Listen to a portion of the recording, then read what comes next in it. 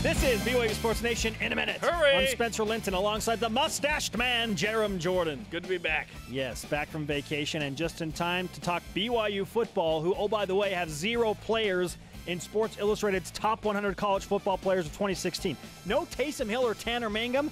What do Jarom and I think about that? And strong opinions from Christian Stewart and Blaine Fowler. Download the podcast. Mitchell Juergens and Johnny Linehan were named to the Werfel Trophy Watch List, which is known as college football's premier award for community service. Juergens is also a nominee on the AFCA Good Works team. He's a good human being. Kyle Collinsworth and the Dallas Mavericks continue NBA Summer League play tonight against the Milwaukee Bucks, 10 Eastern. You can watch a tip-off on ESPN2. And men's soccer wraps up the season tonight at Southfield against FC Golden State Force, a.k.a. the Golden State Warriors, at 9 Eastern Sunday. Join us for Jonathan Tavernari on the show later this week. It's going to be full of accents and opinions, baby. How long did it take you to grow that, by the way?